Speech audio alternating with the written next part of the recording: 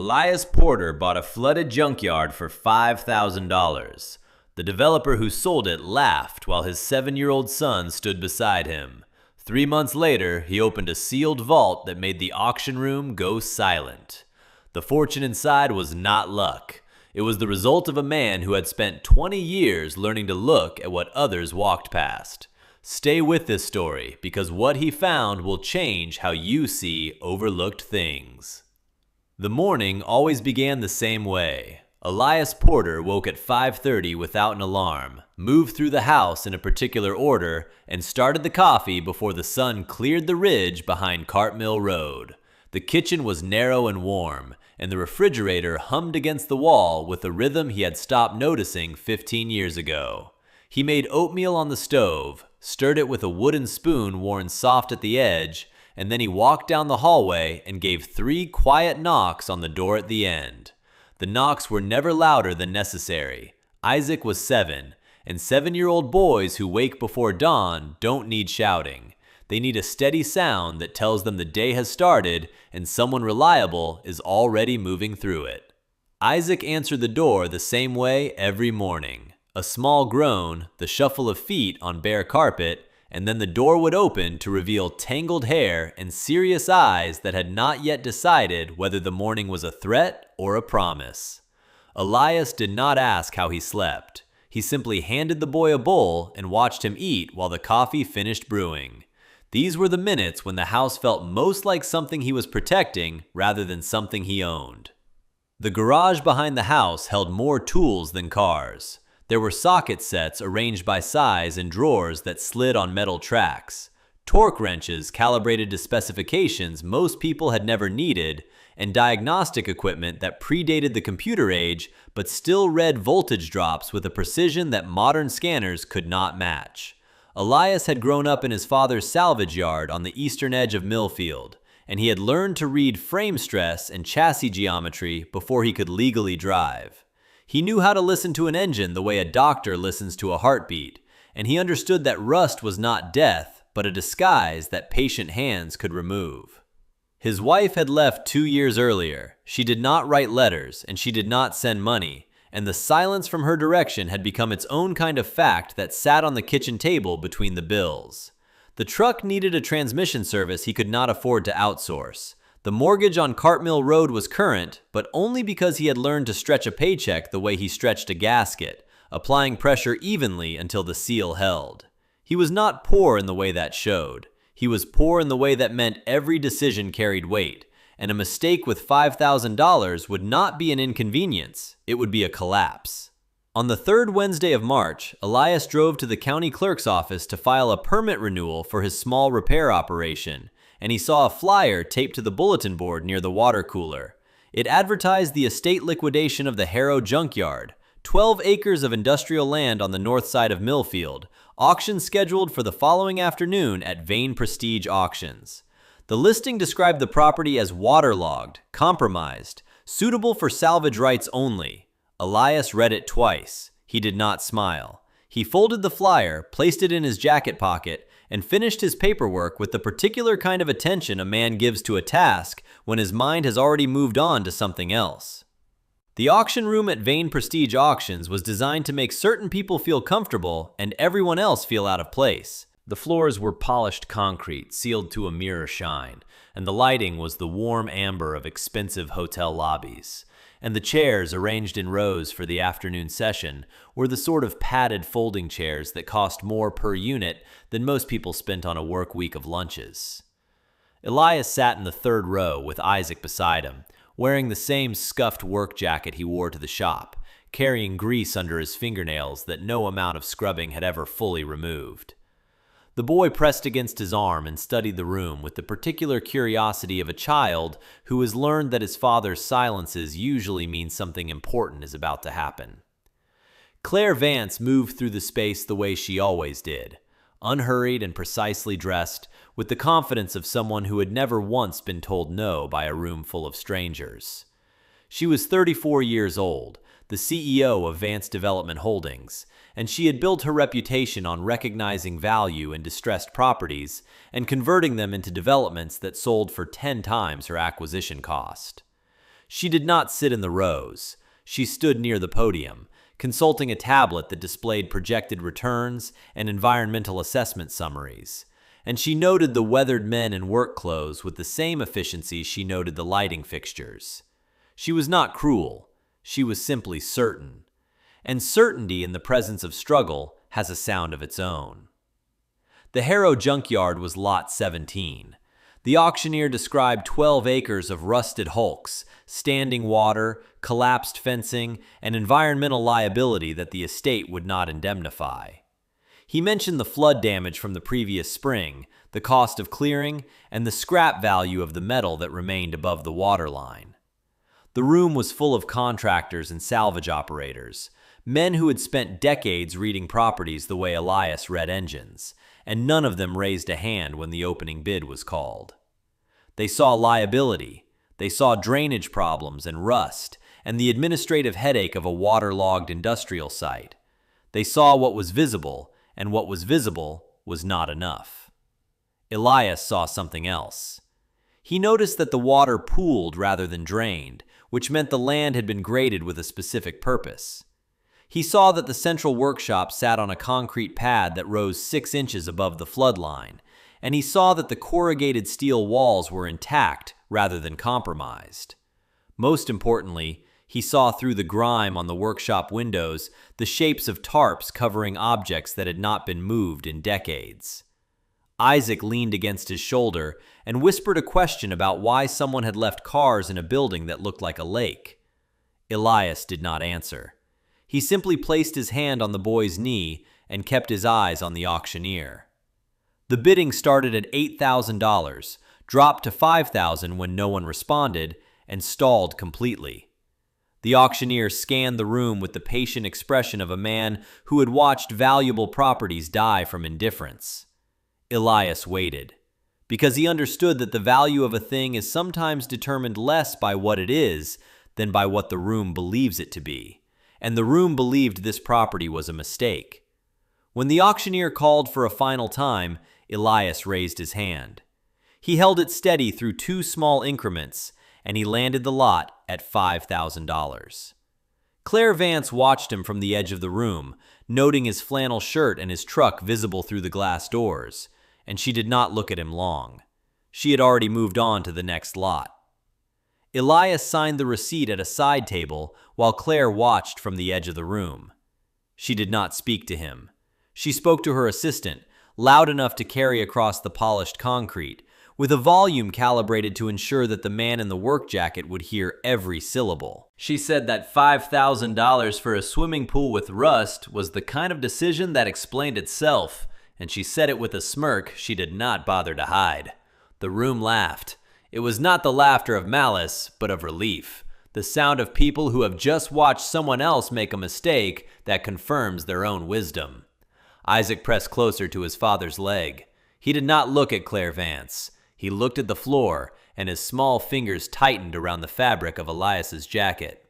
Elias did not reply. He did not flinch. He simply folded the receipt, placed it in his jacket pocket, and walked out into the gray afternoon with Isaac's hand in his. The boy was quiet on the drive back to Cartmill Road, watching the telephone poles pass through the passenger window with the particular intensity children apply to situations they don't yet understand. When they were 3 miles from home, Isaac asked if they were in trouble. Elias kept his eyes on the road, and he answered with a question of his own. He asked what Isaac had noticed in the workshop building when they walked past it. Isaac thought for a moment, and then he described the tarps he had seen through the dirty glass, the way they were shaped like cars under blankets. Elias nodded, and he did not say anything more. He simply squeezed his son's hand, and they drove the rest of the way in silence. That evening, Elias sat at the kitchen table with county survey maps spread under the lamp, tracing lines with a pencil that drew boundaries the current water patterns contradicted. He studied the topography, the drainage grades, and the building footprints recorded in the 1962 permit that had been filed when the Harrow operation was first established. The dimensions did not align. The workshop was listed at 40 by 60 feet, but the concrete pad visible on the survey was 20% larger. There was space that the building did not account for, and Elias marked the discrepancy with a small circle that sat on the paper like a secret waiting to be opened. He called the contact at the county clerk's office, a woman named Doris who had processed his permits for 11 years, and he asked about auxiliary structures or amendments to the original Harrow filing. Doris put him on hold, and the hold music was the same recording it had been for a decade, and when she returned, she told him that the central workshop had been built with a subgrade foundation and 2 unlisted auxiliary structures that had never been formally documented because Harlan Marsh, the original owner, had done the work himself without pulling permits for the additions. Elias thanked her, hung up the phone, and sat in the dark kitchen for 10 minutes without moving. He slept little that night, and when the first gray light appeared in the window, he was already dressed and loading tools into the truck. Elias arrived at the junkyard before dawn on the first morning, wearing waders, carrying a pump, and pulling a toolbox that had been his father's. He did not start with the scrap metal that littered the property. He started with the workshop. The building was corrugated steel over a concrete pad, and faded paint on the northern wall indicated it had been built in 1962, which matched the permit he had found at the clerk's office. He measured the interior dimensions with a steel tape, walking the length and width with the particular patience of a man who has learned that the most important information is usually found in the gap between what people say and what the numbers prove. The interior was 40 by 60 feet. The exterior footprint was larger.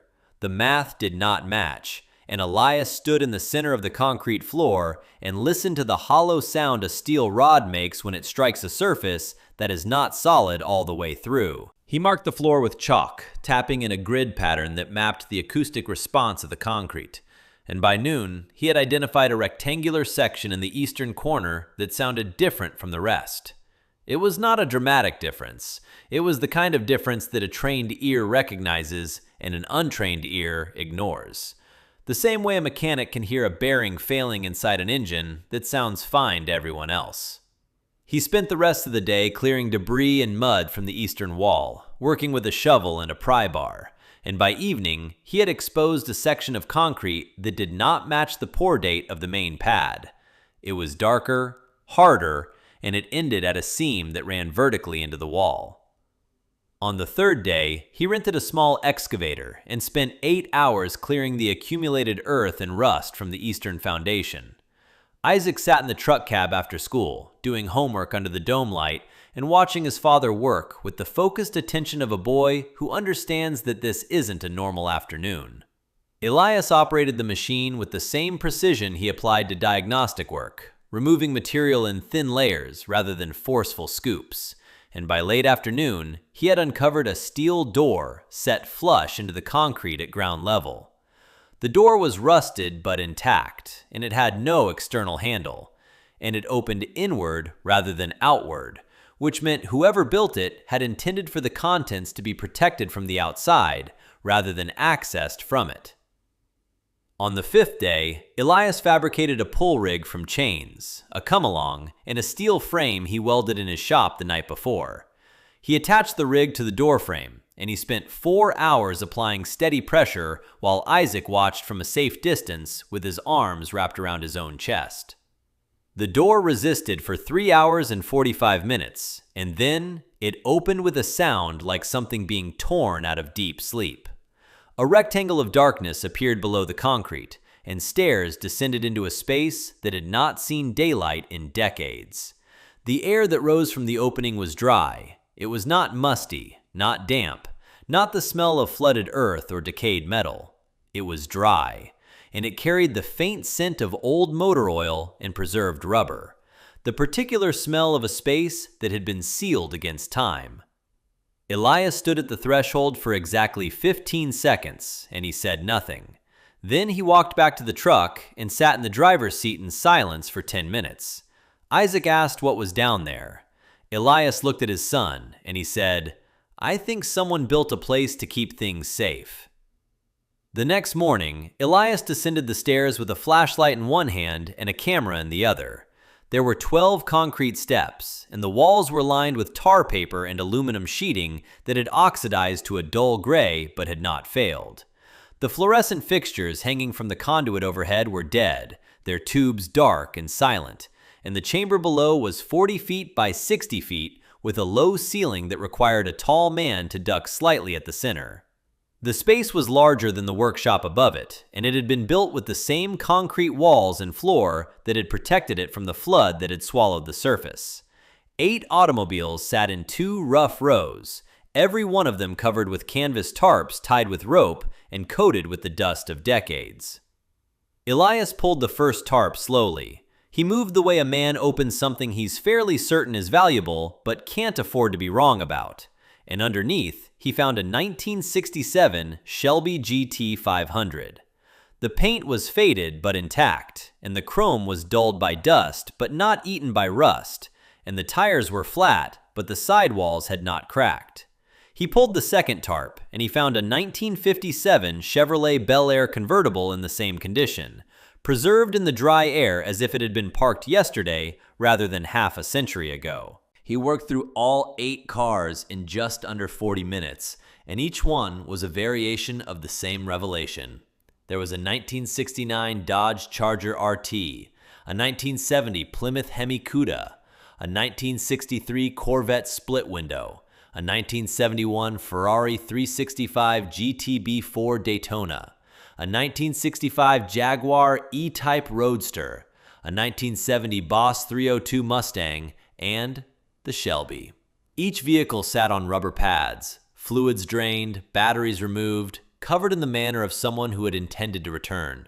He stood beside the Ferrari for a long time, running his flashlight across the coachwork with the particular attention of a man who understands that hand-formed panels record the decisions of a craftsman on a specific afternoon, and that the shape of a fender can tell you more about the value of a car than any price guide. The VIN plate was clean.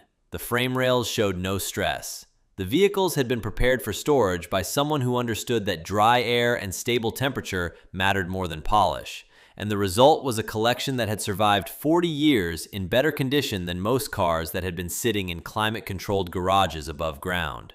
Elias photographed everything. He did not touch the paint, and he did not open a door, and he did not attempt to start an engine. He understood that documentation mattered more than impulse, and that the preservation of the scene was as important as the discovery itself. Isaac was not allowed down the stairs. He waited at the top, asking questions that his father answered first with silence and then with a single sentence. Elias told him that these cars had belonged to someone who knew what they were doing, and the simplicity of the statement carried the weight of everything he did not say. The boy nodded because he trusted his father in the wordless, complete way that children trust the people who have never once given them a reason not to. That night, Elias did not sleep. He stayed at the table and researched vehicle identification numbers, production records, and build sheets, cross-referencing the data he had photographed against collector databases and historical registries. The cars had been assembled and preserved by a private collector named Harlan Marsh, who had operated the junkyard as a legitimate business above ground while maintaining this chamber as a private archive below it. Marsh had died in 1987 without children, and his estate had been divided by administrators who saw the surface operation, cataloged the scrap, and never thought to look past the dimensions of the workshop. The land went to auction. The contents of sealed structures were not listed. The world saw a junkyard, and the world was not wrong exactly, but it was incomplete, which is a different thing entirely. Elias understood that some discoveries carry their own protection, and some carry their own complications, and he did not yet know which kind this would be. Claire Vance learned about the vault from a demolition contractor she had hired to assess the property before the auction. The man had noted the building's odd dimensions in his report, and he had mentioned the possibility of unlisted auxiliary structures. And Claire had not read the report closely because she had already decided the land was worthless. She filed the paperwork in a drawer and forgot about it until the Monday morning when the same contractor called her office and described the photographs he had seen on a collector forum. The images showed a 1967 Shelby GT 500 in a concrete vault beneath the junkyard she had sold for $5,000, and the post was generating comments from enthusiasts who recognized the location and were already speculating about the rest of the collection. She put down the phone and sat in her office chair for a long moment, staring at the demolition report she had filed without reading. The contractor's note about the odd dimensions sat in the margin, underlined in yellow, and she understood with a sudden clarity that she had not sold Elias Porter a flooded junkyard. She had handed him a problem, with a price tag attached to it to make the problem go faster. And the problem had turned out to be a door she had never thought to open. She contacted Elias through her attorney, a man named Whitfield, who specialized in property disputes for developers with the resources to make problems disappear. The letter claimed that the vehicles were fixtures attached to the real property, and that fixtures transfer with the land unless specifically excluded, and that Elias was therefore in possession of assets that legally belonged to the estate she had represented. The letter demanded immediate inventory access, independent appraisal, and a negotiation for shared proceeds. It arrived on a Thursday, and Elias read it twice at the kitchen table while Isaac ate cereal across from him. He did not respond immediately. He simply folded the letter, placed it beside his coffee cup, and spent the next 3 days researching case law, property classifications, and estate transfer precedents with the same intensity he applied to a diagnostic on a failing transmission. What he found was a separation. Harlan Marsh's estate had been divided into 2 instruments. The land and surface operations had been liquidated through the auction, but a separate trust had been established for the contents of any sealed structures, with instructions that the trust dissolve and distribute to the finder after 30 years of unclaimed storage. The 30-year mark had passed 3 months before the auction. The cars were legally unclaimed property, not fixtures, and the trust instrument explicitly excluded them from the real estate transfer. Elias photocopied everything.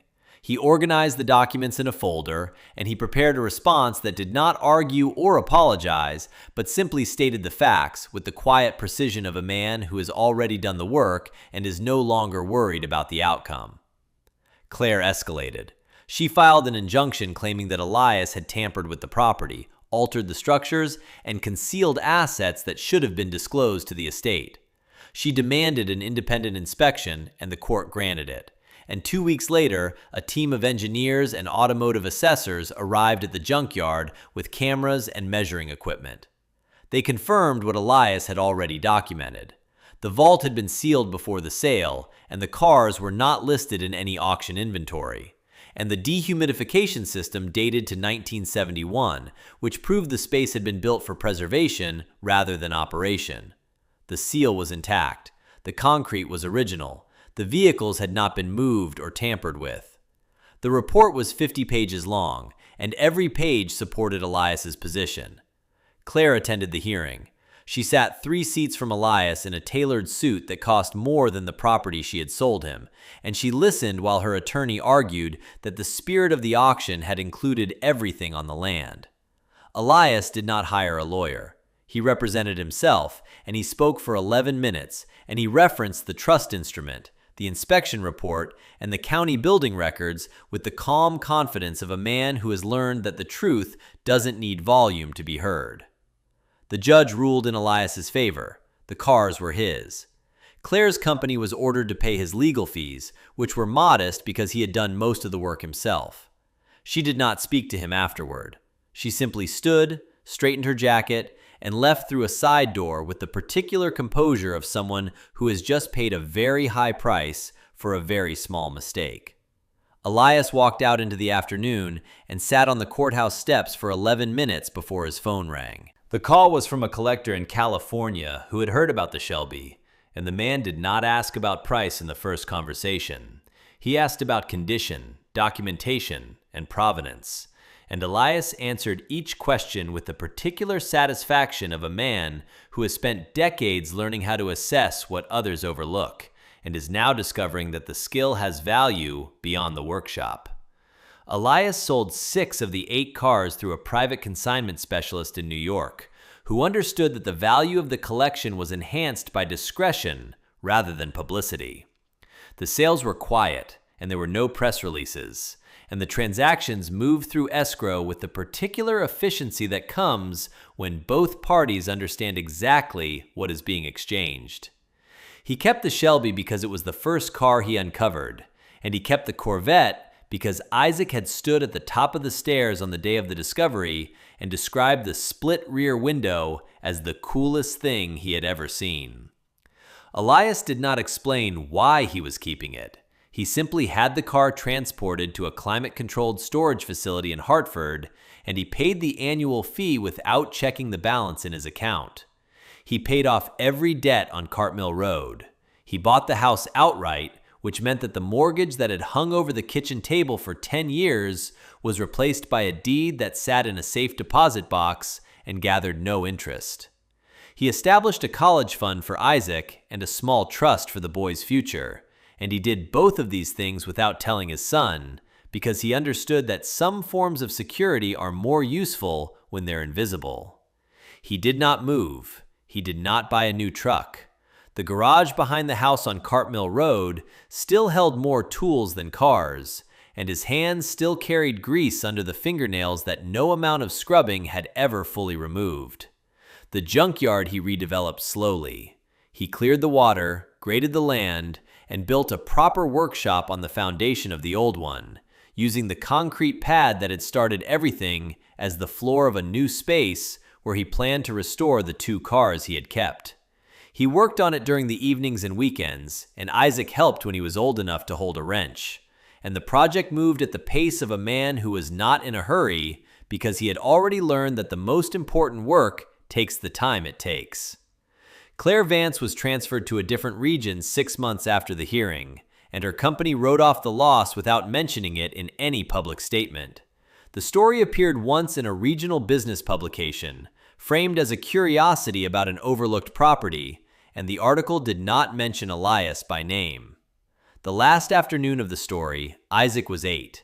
He stood beside his father in the new workshop, and the Corvette sat under a fresh tarp, waiting for the day when Isaac would be old enough to understand not just what had been preserved, but why.